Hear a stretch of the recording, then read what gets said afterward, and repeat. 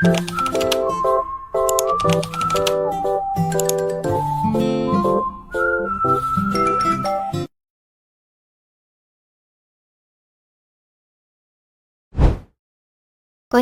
ميناسان، ميكو ديسيو. اهلا بيكم في فيديو جديد. ايه رأيكم في الفيديو اللي احنا عاملينه حاليا ده؟ يعني شكله كويس نوعا ما، صح؟ مش كده؟ احنا عاملينه بالموبايل عشان طلباتكم الكتيرة اللي جت عشان خاطر ان احنا نعمل فيديو بالموبايل، اتس اوكي. عملنا شخصية فيديو بالموبايل بتاعنا. ازاي بقى ان احنا نعمل حاجة زي دي بالترتيب؟ نستخدم برامج ايه؟ خلينا نشوف سوا. اول حاجة محتاجين ان برنامج فيتيوب ستوديو يكون عندنا، ومحتاجين برنامج كيم ماستر، ومحتاجين برنامج اكس ريكوردر. التلات برامج دول متوفرين على الستور عادي اللي هو جوجل بلاي، او شوف انت اب ستور او ايا كان. التطبيقات العادية مفيش فيها مشكلة، عادي تمام. اول حاجة في البداية مطلوب منك تفتح التسجيل بتاع اكس ريكوردر، يعني افتحه وشغله. هيجيلك كده علامة زي ما انت شايف في الجنب كده، اضغط عليها عشان التسجيل يبدأ معاك. تمام. روح بقى افتح فيتيوب ستوديو، يبقى التسجيل شغال واحنا بنفتح فيتيوب ستوديو. عندك الكاركتر بتاعتك انت محملها بقى عادي، اديله بقى اوكي الاستثناءات وكل الحاجات اللي هو عايزها. اثبت الكاركتر بتاعتك كده بشكل جميل. خلاص انت حددت الموضع بتاعها. بعد كده اضغط على الصور. هنحدد الباك جراوند تكون لونها اخضر، اللي هي شخصية الكرومة الخضراء، لان احنا عايزين نشيلها، فهنخليها خضراء. بعدين نضغط على علامة الاكس اللي موجودة تحت، ونسيب الشاشة كده صافية، ونبدأ بقى نسجل محتوانا. يعني نبدأ ان احنا نسجله. مش عايزاك تتكلم في الفيديو، انا عايزاك بس تحرك الكاركتر، تخلي بقها رايح جاي بيفتح وبيتكلم كده بس. يعني مش عايزاك تسجل معاه صوت، كده كده الصوت هنعزله بعد كده. خليك حريص بس انك تدي للكاركتر رياكشن وتتحرك ويمين وشمال، كل ده والتسجيل شغال، كل ده وانا بسجل اللي بيحصل ده. حاول تفتح بق الكاركتر وتدي لها ملامح على قد ما تقدر. خلاص تمام. اول خطوة احفظ التسجيل بتاعك وروح لجوجل. عايزين باك جراوند خاصة بالفيتيوب، وليكن مثلا نكتب فيتيوب باك جراوند او فيتيوبر باك جراوند. هندخل نبحث فيه باك جراوند كتير مجانية، هندور على واحدة تكون مناسبة للكاركتر بتاعي، وليكن مثلا دول.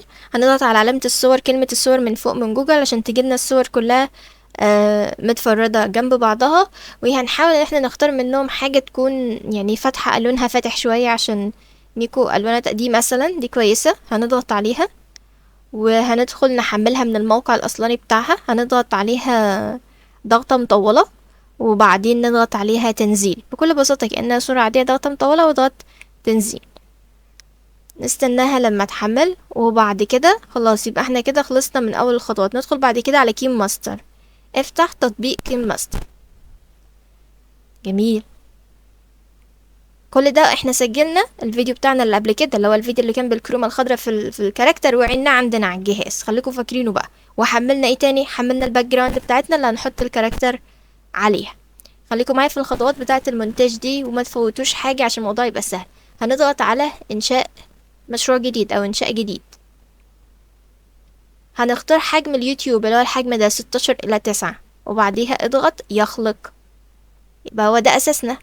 حددنا الشكل بتاع الفيديو بتاعي. والله انت لو عايزه في فيديو الشورتس او تيك توك هتختار الخيار التاني اللي هو بتاع الفيديوهات الطويلة، زي ما تحب، الخطوات واحدة.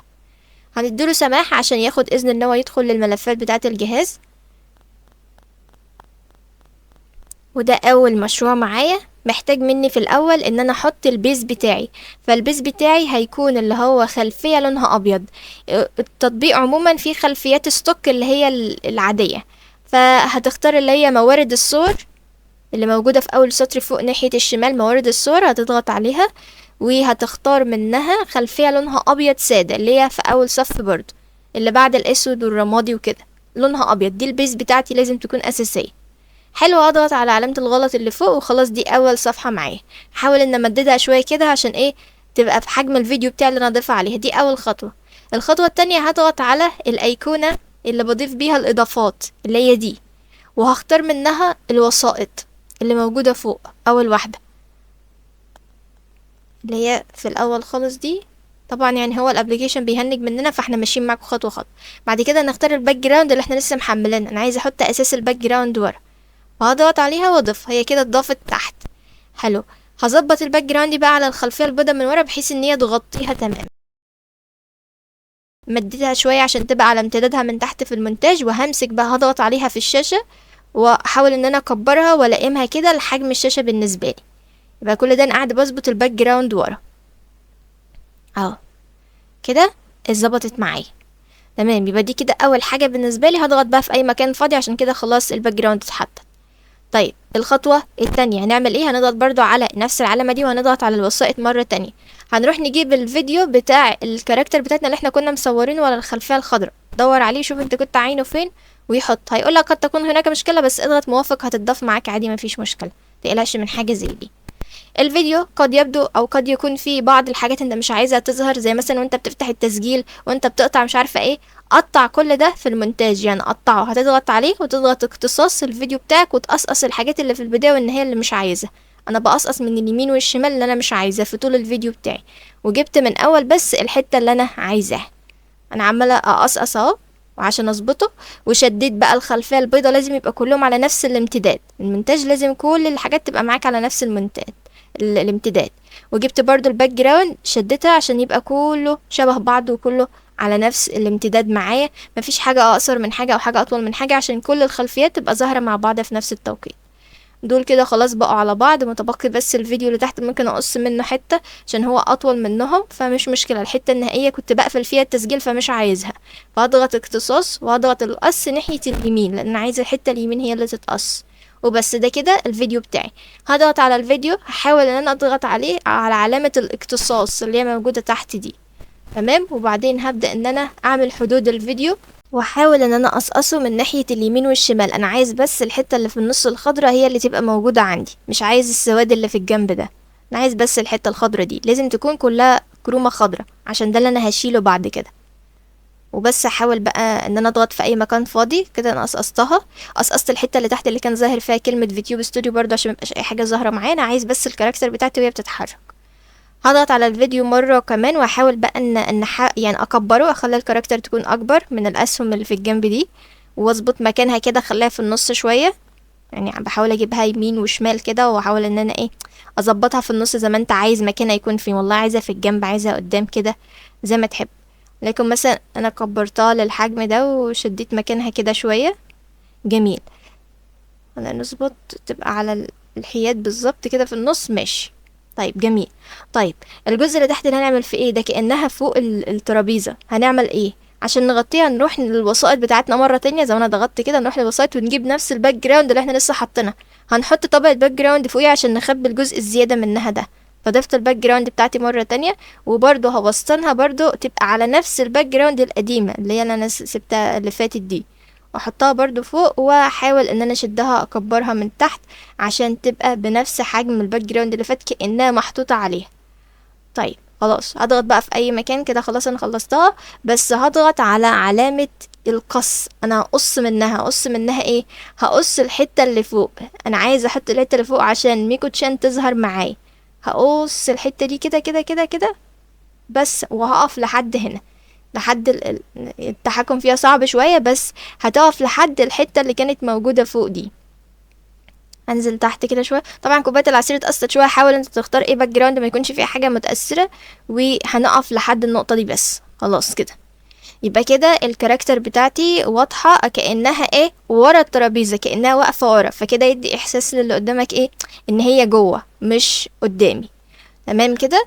هروح بعد كده عشان اشيل الكرومة دي اعمل ايه؟ هضغط على حاجة اسمها مفتاح الصفاء اللي هي دي، وانا محدد الفيديو. اكون محدد الفيديو واضغط على مفتاح الصفاء، هلاقي كلمة تمكين فوق فاضغط عليها عشان افتحه.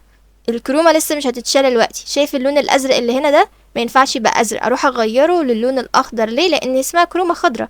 هقول له انك تشيل اي حاجة باللون الاخضر ده، فاضغط على اللون الازرق وهحاول ننزل تحت اجيب نفس اللون الاخضر اللي شبه الكرومة ده، وليكن مثلا هو ده. يعني اي واحد فيهم من اللون الاخضر ده، شوف انت حابب مين فيهم. في الحالتين هو بيدور على اي حاجه، اول ما تضغط عليه على طول هتقوم الباك جراوند راح. يبقى كده الكرومه الخضراء راحت وبقيت على باك جراوند شفافه عادي تماما كده. خلاص الموضوع انتهى بالنسبه لي. هشد بس الباك جراوند اللي تحت اللي هي الجزء اللي انا لسه ضايفاه، وهعمله بامتداد باقي الفيديو عشان يبقى كله متناسق مع بعضه، كلهم مع نفس البدايه ونفس النهايه. هستمر في الشد عشان كله يروح ناحيه بعضه.